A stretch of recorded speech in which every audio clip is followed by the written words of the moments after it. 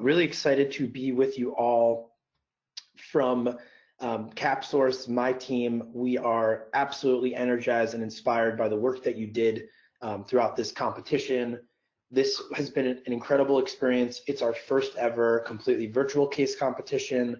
We've run 2 previous competitions with IACBE in the spring, live and at their annual conference.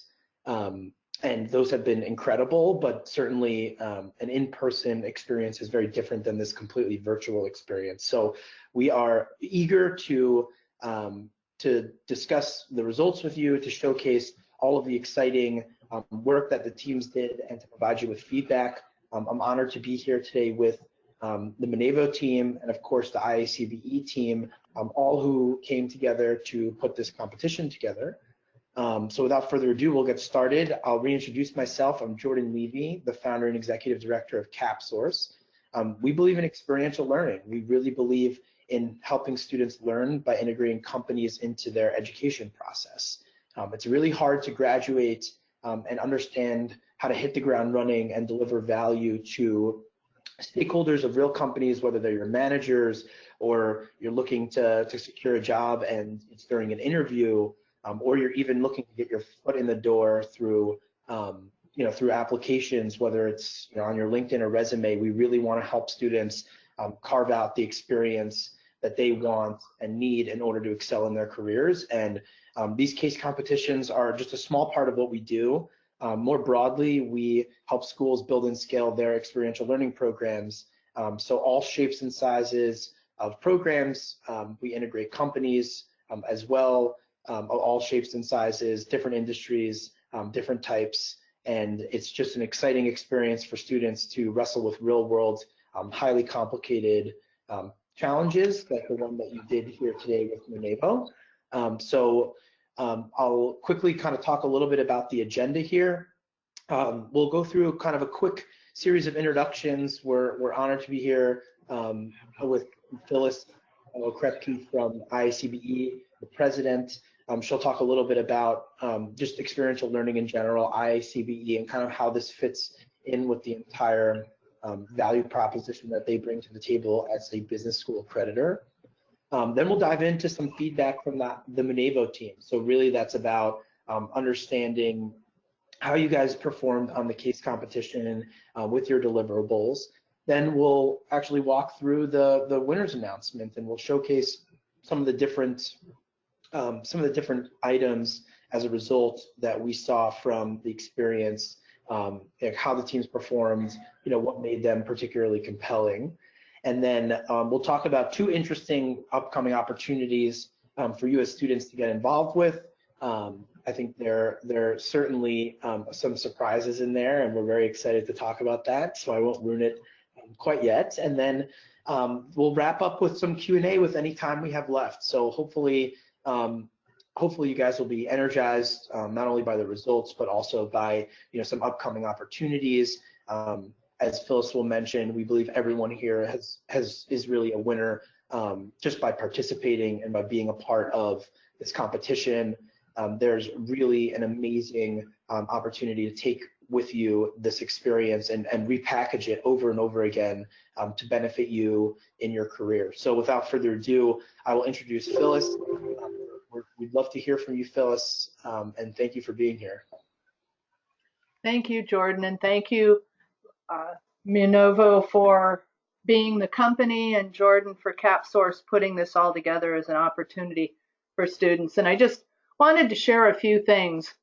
I was recently in Geneva and I saw a poster that said, "Dreams don't work unless you do." And that really hit me, and it got me thinking about what it takes to become successful. And most of us would agree that experience is a really important part of that success journey. You need to have opportunities to practice what it is that you're learning. But I started to think about people who have been successful. What other things did they have in common? We know they had experience, they were smart, they had ideas. I think we can all agree that Steve Jobs, the founder of Apple Computers, and Walt Disney, the creator of Mickey Mouse and the Disney theme parks, were successful. but what did they do to become successful? It's important to study people who have been successful and reflect on what they did and how that impacts your life. When I look at them, I think they all had dreams. Steve Jobs said, "I want to put a ding in the universe." That's a big dream. Walt Disney said, "It's kind of fun to do the impossible." The things that he did, people didn't think could be done. But there's also a reality side to those dreams. And as former United States Secretary of State Colin Powell said, "A dream doesn't become a reality through magic. It takes sweat, determination, and hard work." Competing in this virtual competition, as I'm sure you can all attest to, took sweat, determination, and hard work. It took a lot of hours. It took thinking outside the box for you. And I'm sure it took learning about a whole new industry, since this was a healthcare industry kind of product.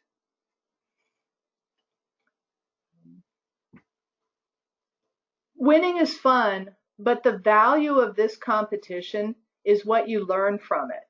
And I really want to encourage all of you to reflect on the experience, to not just look at whether you were the winner or not, because by competing, I think you're all winners.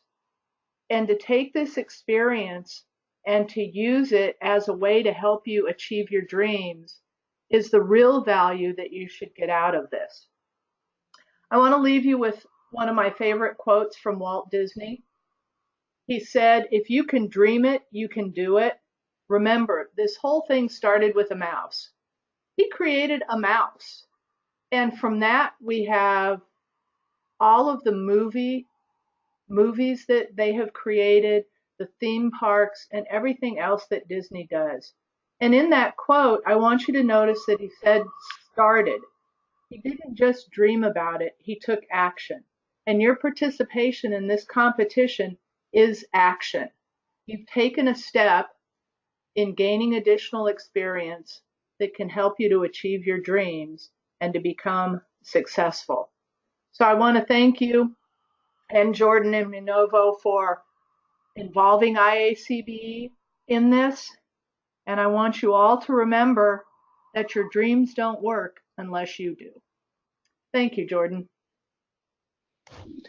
Thank you, Phyllis. What a great anecdote, and it is quite amazing to draw from historical leaders and really use that to bolster not only your own thinking and your own leadership, but really apply it to new leaders like the team that you've been working with at Munevo.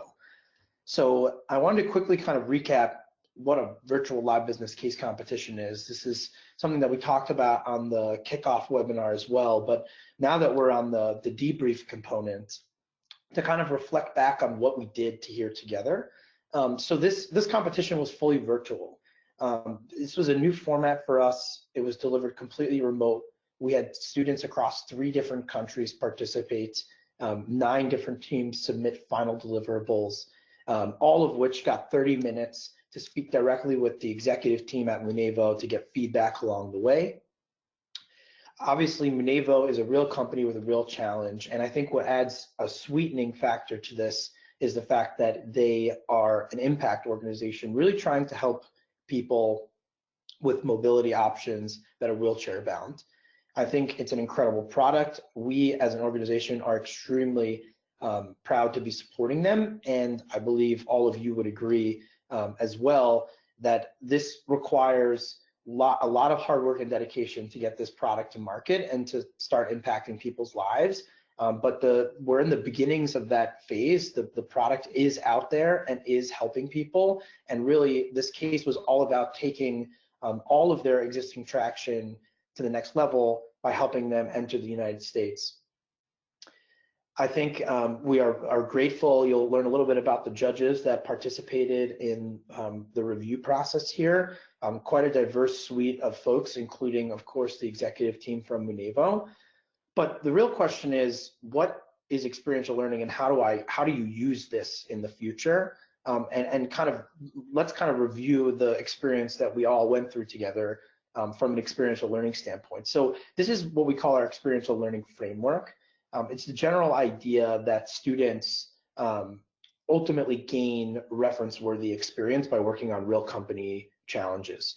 And so the idea that you were able to use universal skills like communication, collaboration, critical thinking, and creativity to develop real outcomes for real stakeholders, obviously in this case the Munevo team, who are providing real feedback, which we're going to go through in this presentation, to gain reference-worthy experience, which is really comprised of working on a real organization, a real business function within that organization, with real challenges and, frankly, real stakes.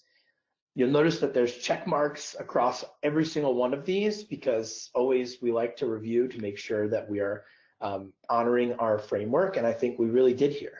I think you all gained reference-worthy experience. I hope to see you guys incorporate this into your resume, onto your LinkedIn profiles, and encourage you to talk about this on job interviews in the future, because frankly, this is the type of thing that people are hired for. It's your ability to come up with valuable insights using definitely not all the information that you need from the get-go, but the ability to pull all the resources that you have and your own experiences together to develop something real, tangible, and valuable.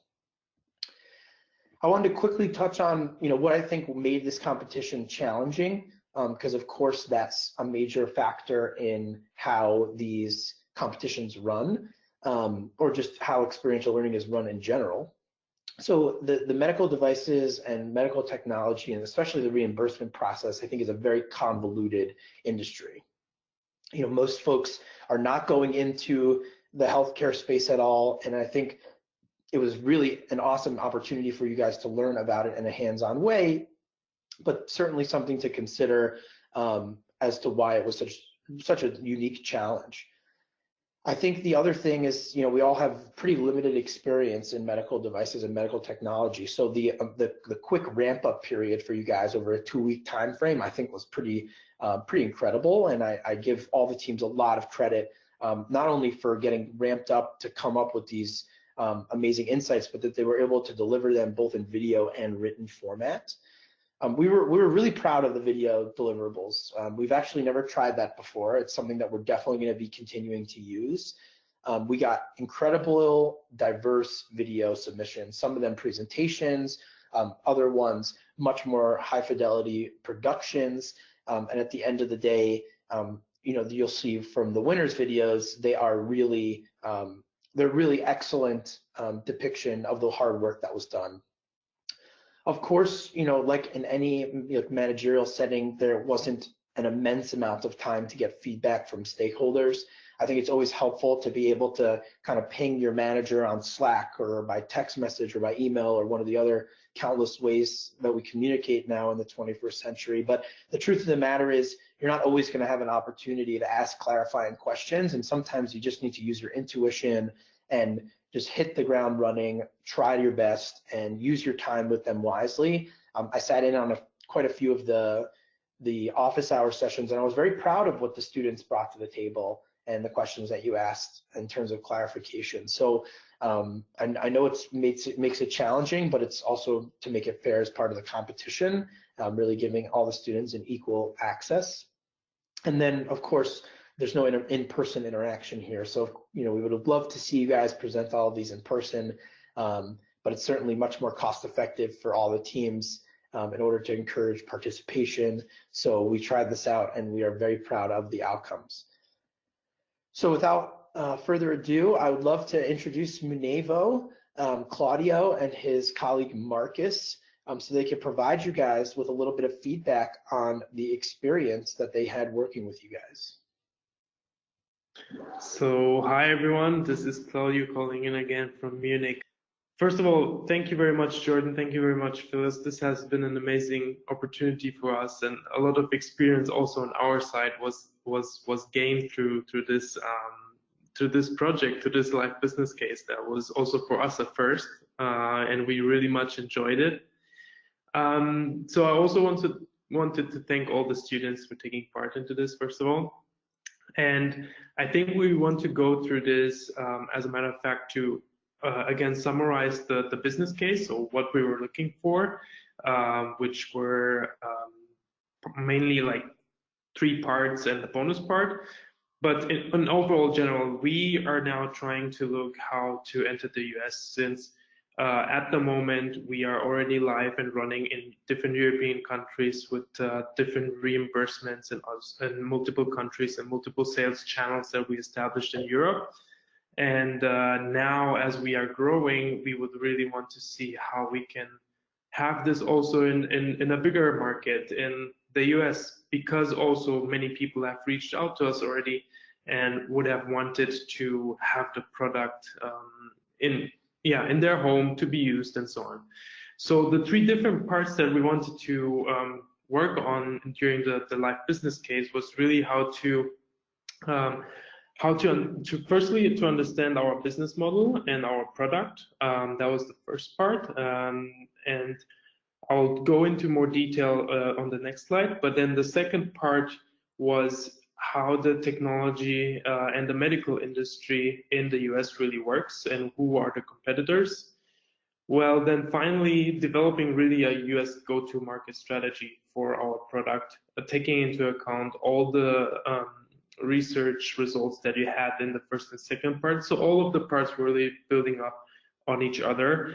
And then last but not least, the bonus part, where we really wanted to see how is reimbursement working. And then finally, the goal was to really, if we have now, let's say, a user in the US, then we should have, like, I don't know, a 5 to 10 steps plan to get this user the solution in the end, so that he doesn't have to pay for it, but that it's covered and reimbursed by the healthcare provider in the US. So first of all, the first part, I quickly want to again dive into this and try to explain our product, because I think we didn't have much time, and some, I think, have understood the product, but some also lacked some details, I think. So I want to just quickly dive in here and explain again that Munevo Drive is really a control system for wheelchair users. So it's not a wheelchair itself, but it's really an add-on to a power wheelchair, meaning that you can plug in our solution via a small box, and it can be adapted to any kind of power wheelchair. And then what we are using are smart glasses. So these are glasses that have different features, sensors inside, and we use those sensors in order to control the wheelchair. As of now, the product is a medical product, so it has been going through the certification process on the European side, which has been finished by December 2018. So since the beginning of this year, we have been up and running in Germany, but at the same time, as we have the European certification, this can be distributed throughout Europe. And then at the same time, there's the equivalent of this in the US, which is called FDA approval. So that's where we ideally want to look at it in focus.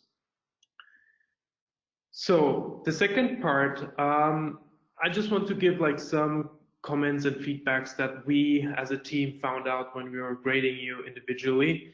So in the end, we had been talking in the one-on-ones about distributors, since I have been to Detroit and then took the chance to also have meetings with different stakeholders in the US. I think in most of the office hours I already mentioned the name of one of the distributors, and then most of the time I really got the name back as a result. So there were different teams that also found more distributors, which was really great, because that's what we ideally were looking for, to find more distributors and more stakeholders within the US market.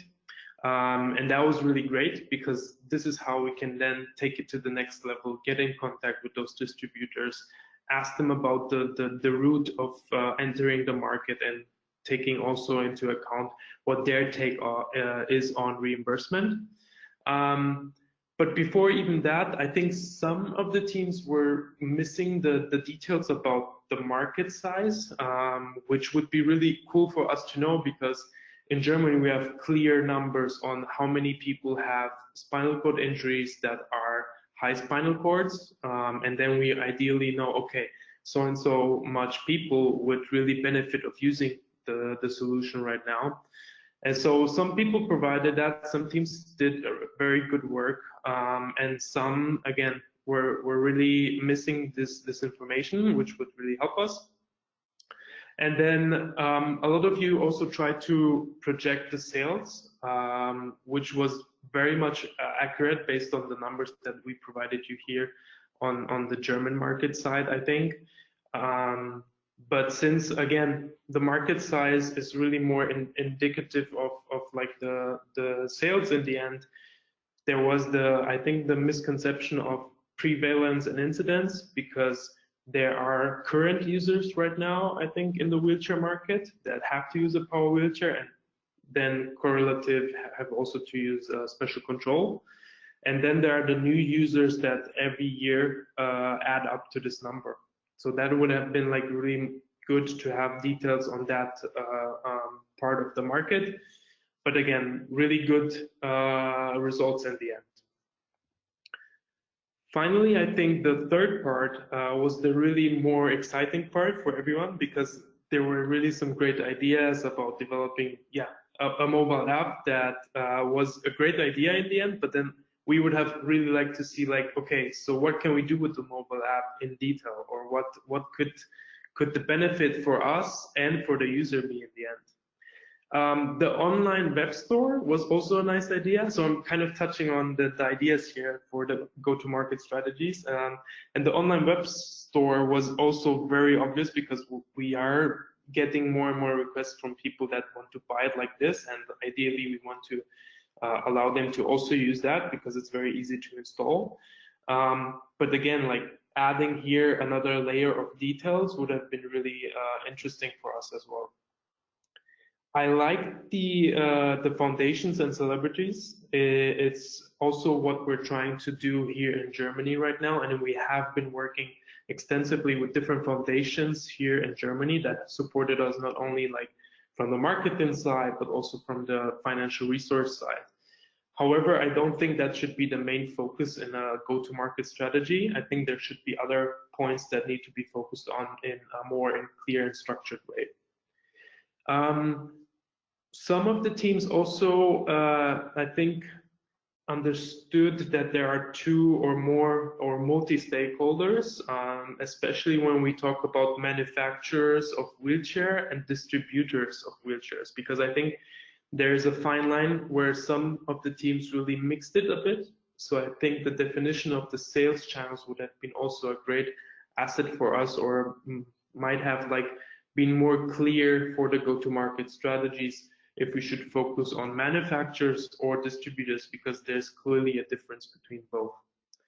And also the hospitals. I think most of you found out very great hospitals that have been working with these kind of disabilities before and have extensive knowledge about it.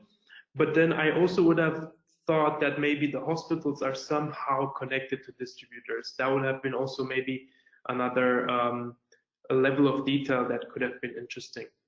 Yes, so the reimbursement process, which was really a bonus, and it was very complicated. I got like very very detailed answers from you guys, which was nice. It's very complicated because we spent a long time here in the European market to understand each and every reimbursement process of each country. So it adds another level of complexity for us here in Europe, but in the US, it's equally complicated. However, like I said here, it's very important. I think most of you also touched based on the FDA process, because before getting reimbursement, it's really important to have FDA approval. However, it's not the focus in the reimbursement. So even if like we know that we need FDA approval, for us, it would have been more interested to talk about Medicare, Medicaid, and other providers. And some of you did, which is amazing, because again, this helps us in the future to really go in that direction, try to figure out the contact details, and really ask them like, what's the steps to get reimbursement through these different stakeholders in the insurance space. And I think the most important part would have been to, we have Ryan in Detroit. I think I shared the video with you guys, and like, what would be the steps to get this to Ryan in the end? That would have been really nice. Some of you had some steps in their memos, and I really like that. But in the end, so again, very much complicated part here, and I appreciate all the work that you did and the level of detail that you provided. Yeah, I guess that's it. So there are some more comments from me and Marcus. These are the first comments from my side. So I think some videos were a bit overloaded with design. Some did really a great job, and we enjoyed looking at the videos. But however, I think the quality of the video wasn't really included. We really were looking for professionalism, and some of you did a really great job there. I really liked most of the videos.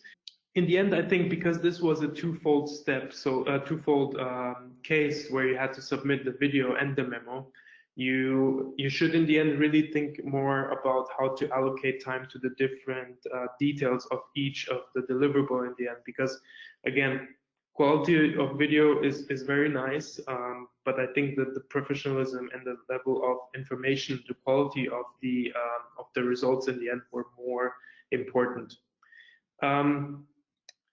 And also what I saw is that some were using the appendix as a way to give the details of the resources that they were using, which was really great.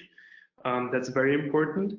But in the end, the appendix can also conclude many other different details. You can add Excel sheets to there if you want to, break down the market better. You can add pictures and also graphical representations in the appendix. So it's not just limited to the resources, but you can add more things there, and that would have been amazing to see how you really went through and decided, okay, this is part of the market, and how you decided in the end to take that in as a number there.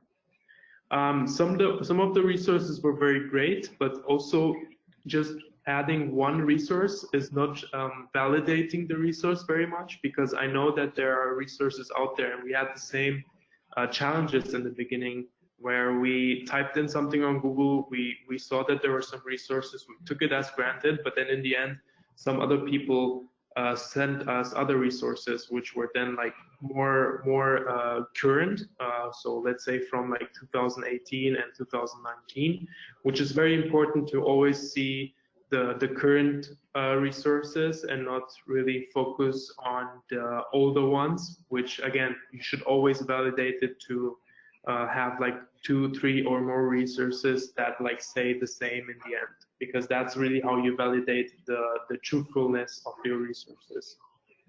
And then finally, yeah, some of the details that you presented were just the things that we talked in the office hours. So I was hoping that you could go even a bit more deeper into that areas that we talked about, because you did ask like the right questions. So I was really excited to see like what you will do with the information that we provided. The ideas were very great of entering the market, but in the end we needed that extra detail to really know, okay, so what can we do right now with this and that information or this and that result. He also said that he really liked the videos, and he also wanted to have more information on the teams, because we're missing quite some team photos, or at least where you recorded the presentation, where you recorded the sound in the background. We didn't really know which team was behind it, so we would have really liked to see some faces behind the work, because that gives us, I don't know, a personal touch also, and also adds to the professionalism of the videos and the presentations. The memos, again, also the focus here that he didn't see was that the strategies were missing some detail. The introductions of the companies and the problem would have been really you've been able to leave it out, because we know about the company and we know about the challenges, but focusing more about the details on the strategy would have been more important here.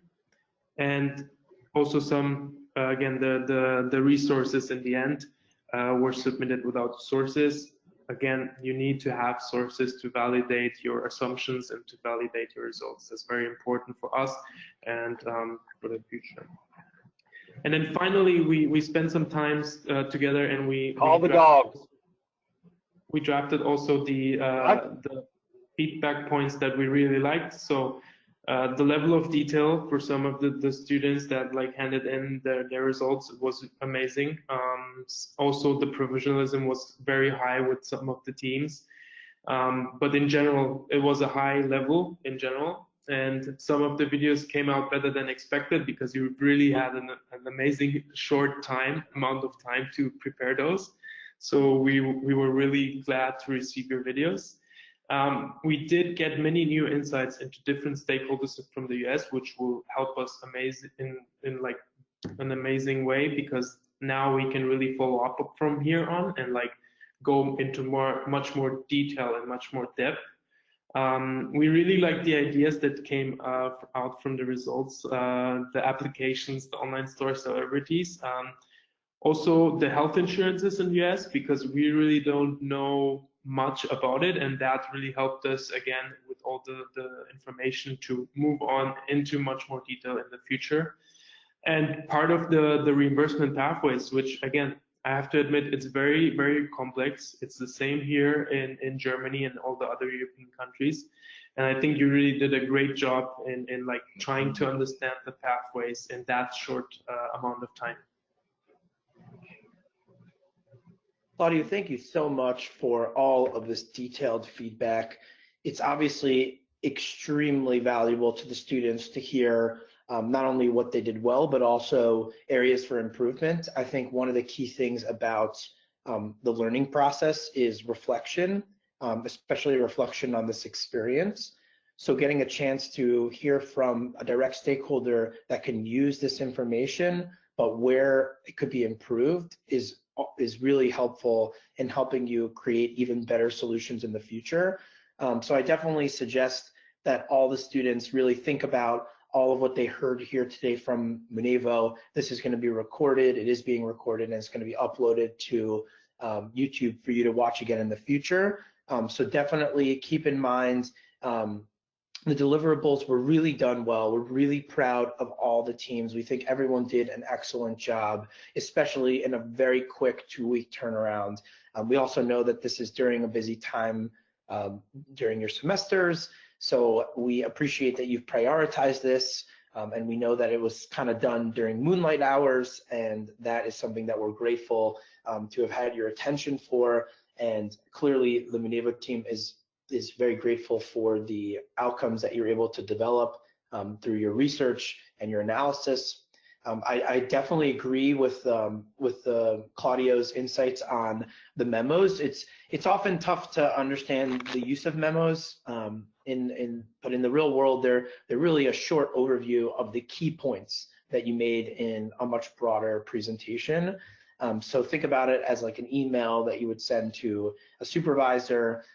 What do they need to know? What are the key things? If you have a minute of their time, 2 minutes of their time to look over a memo, recapping certain elements of the company and of the project aren't necessarily as important as the insights that you came up with and the most key essential components that you want the company or the key stakeholder to take away.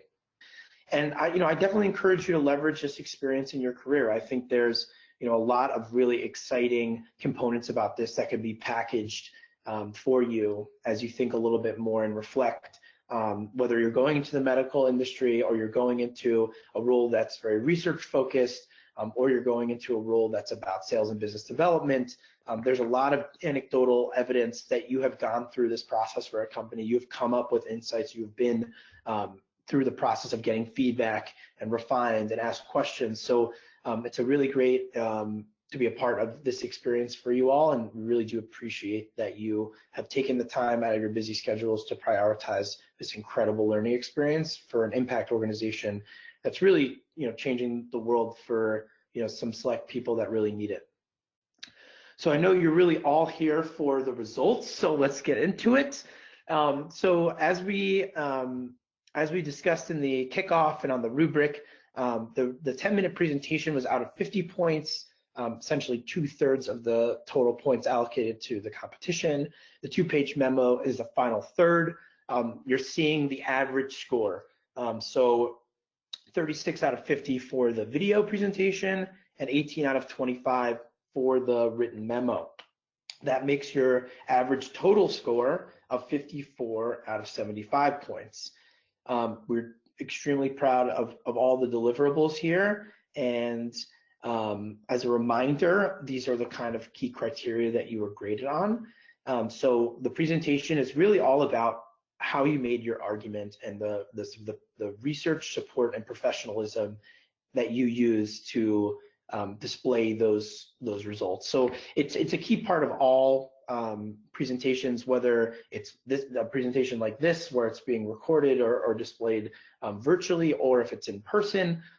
Really just actually focusing all of that time that's allocated to the key points, where you got that information, and ultimately what's going to drive the results that everyone is looking to accomplish. So I think a lot of teams did that really well, especially the teams that were most successful. So again, congratulations to all the teams for participating. We're now going to go through each of the judges and thank them. So of course, thank you, Munevo, both Claudio and Marcus. We appreciate not only the feedback that we just got, but the whole experience. We know you took a lot of time out of your busy schedules to interact with the students, answer questions, provide feedback, and really help create an amazing learning experience. So we're grateful to you. I also wanted to thank Sandra Hartman from Drexel University, the program director of the Biomedical Technology program. She had some incredible feedback for the students. We're really grateful that she was a part of our process. Susan Silverstone, a faculty and program director in the IACBE network from National University. Thank you so much. We really appreciate the insights for the students. Terry Albert from our team at the Effectiveness Institute. She's been a leader in experiential learning, developed many experiential learning programs, and offers training and development for faculty who are interested in incorporating experiential learning into their curriculum. We absolutely appreciate all of your help and guidance and feedback for the students. And Amit Manchanda, a consultant from Accenture. We are extremely grateful that you took time as well out of your day to review these students' submissions and ultimately provide them with the feedback that they need to reflect on their experience. So without further ado, it's time to announce the winners. We're going to start with the second and third place team. Third place was actually a tie between two different teams, and second place actually goes to Gwen and Mercy. So we are extremely proud of all the teams, of course. Second place went to Gwen and Mercy with a 61 out of 75. Absolutely great work. Dean College and Excelsior, also great work. They each tied in third place with about 55 points out of 75 points total. And if you can philosophically hear a drum roll, we're really excited not only to award bragging rights to the two winning teams, one graduate, one undergraduate, but also generously sponsored by Munevo, $125 Amazon gift card per student for you to really enjoy the fruits of your labor. We appreciate your hard work. Congratulations to Post University and St. Thomas Aquinas. Thank you guys so much. Congratulations, guys. Incredible job. We really thought that the videos and the written memos were exceptional, highly detailed. We are really, really proud of you. If there's anybody on the line from St. Thomas Aquinas, if you want to say a quick hello, if you have any kind of comments you want to add, feel free. We'll give you guys just a moment to do so, because we certainly want to celebrate with you. Hello, this is Stephanie calling from Post University. Hi, everyone. Hello, Stephanie. Congratulations. Thank you so much. This was a great experience. Thank you so much for letting us be a part of it. I believe Dr. Hunt is listening in. So thank you very much. She's our faculty rep. She helps guide us along the way. So thank you very much, everyone. Thank you so much, Stephanie. We're so grateful to have you on the call, and we're really excited that you had an awesome experience and seriously great work. It certainly, it really wouldn't be nearly as fun without eager students and great deliverables. So thank you so much. I figured I'd give you guys a little bit more opportunities to ask us any questions that you might have about the experience. I also wanted to quickly mention that you can really feel free to contact us at any point if you're interested in learning more about our businesses or helping us out in any way. We've actually had several former case study participants really help us improve the quality in the future. And I figure I would use this as an opportunity to not only mention that you can contact us for that, but you can also contact us about the OpenCase. So we will be continuing to work with Munevo and continuing to dive into the incredible results that the students were able to generate throughout this first competition in a virtual format. And so I'll quickly kind of open up this page. We are extremely excited to be doing this Munevo OpenCase, which is essentially an open source opportunity for people all over the world for free to get involved in a live business case and continue to build on all the amazing insights that were developed throughout this competition. Obviously, Munevo is a featured company. We're using the same exact framework for the case, really about a go-to-market strategy for the US. We're actually adding a $250 reward, and the deliverables due on January 31st. Of course, this is not a requirement for any of you guys as teams or individuals to participate. You can continue to work as a team, you can work individually, but generally the idea is to really use this as an open innovation challenge, open it up to schools and students all over the globe, and really helps the Munevo company develop a plan to enter the US. You'll see there's a sign-up form here if you want to stay informed on updates with the OpenCase competition. And I figured we would also mention that we'll be featuring your videos and your written deliverables as examples of kind of what you guys have already gotten started. So it's really amazing to be able to showcase this opportunity as part of this experience as we wrap up the fall case competition and look towards the spring competition. Of course, we featured videos not only from the winning teams, but also from the teams that participated and did an incredible job as well. And of course, we will upload this video plus the company announcement video and the competition kickoff video to make it even more exciting. I will hand it off really quickly to Phyllis to share a little bit about the upcoming IACBE ACAM live business case competition taking place in Dallas, as we get excited for that competition as well. Hello again, everybody, and congratulations to the winning teams and to everybody who participated. It's been amazing going through this process with you, and I'm proud of each and every one of you as competitors. We are going to have our annual conference in Dallas, Texas next year, and part of that will be a live case competition, but it's going to be a lot more than just that live case competition. I don't know if any of you who are on this were in Las Vegas at our annual conference last year, but the day before it began, you had a really exciting tour and got to see some behind the scenes things at Caesar's Palace. And I know this year, Jordan is planning on some things going on Tuesday, the competition on Wednesday, and then some events on Thursday for all of you to participate in. So I encourage you to go to the CapSource website, take a look, get registered. And for faculty, our website will be up. We're aiming for the end of next week, and you'll be able to go on and register, and you'll get a discount on your registration so that you can accompany the team. Is there anything else you wanted me to go over, Jordan? No, that's just about it. Phyllis, thank you so much for those details. We are very excited to be helping with our third IACBE ACAM live business case competition. We've worked on it for the last 2 years, and we've gotten incredible feedback from all the teams for a variety of different companies now.